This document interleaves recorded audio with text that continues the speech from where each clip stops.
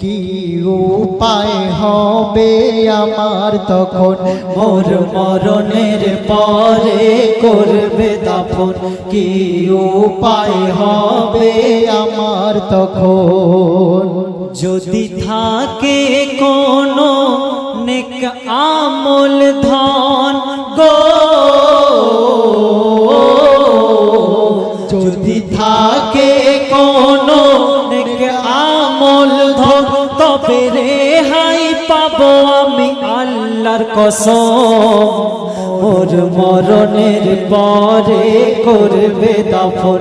কি উপায় হবে আমার তখন, যখন নিয়ে যাবে মোর খাটিয়াতে, বিবি বাচ্চা কেউ যাবে না সাথে। যাদের কাছে ছিলাম জনম ধরে, ভুলে যাবে তারা আজ আমারে।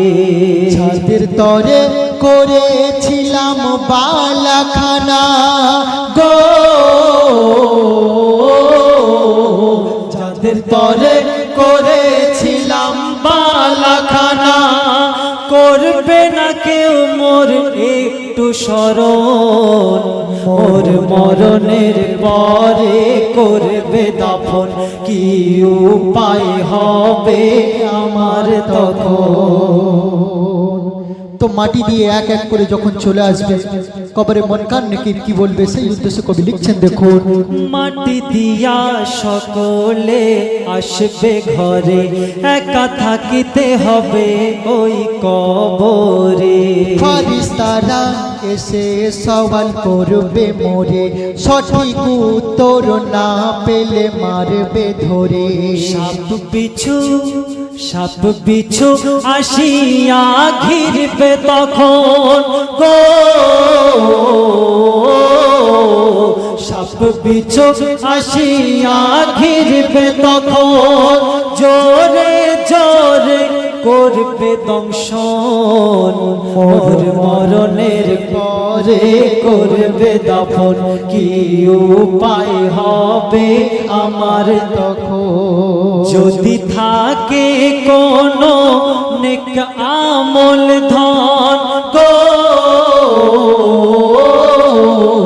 যদি থাকে কোনো নেক আমল ধন, তবে রেহাই পাবো আমি আল্লাহর কসম।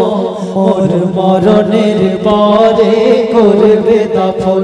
কি উপায় হবে আমার তখন, মোর সামনে আনিবে নবীজিকে, জিজ্ঞাসা করিবে ইনি তোরকে।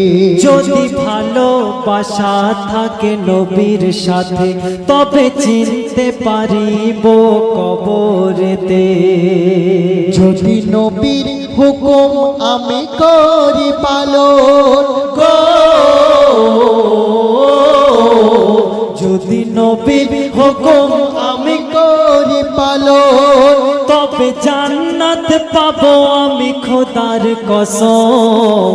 মোর মরণের পরে করবে দাফন। কি উপায় হবে আমার তখন। সর্বশেষ ছন্দে কবির মনের আরজু, কবির মনের ফারিয়াদ কবি লিখছেন দেখুন।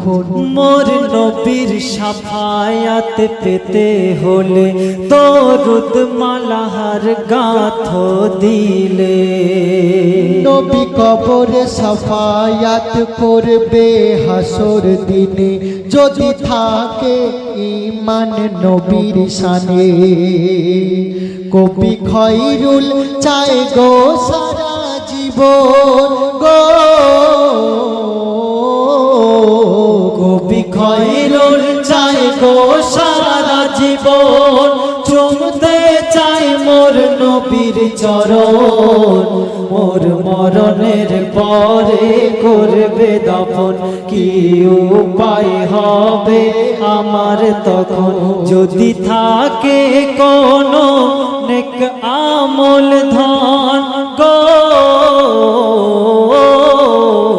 যদি থাকে কোনো নেক আমল ধন, তবে রেহাই পাবো আমি আল্লাহর কসম মোর মরণের পরে করবে দাফন মোর মরণের পরে করবে দাফন মোর মরণের পরে করবে দাফন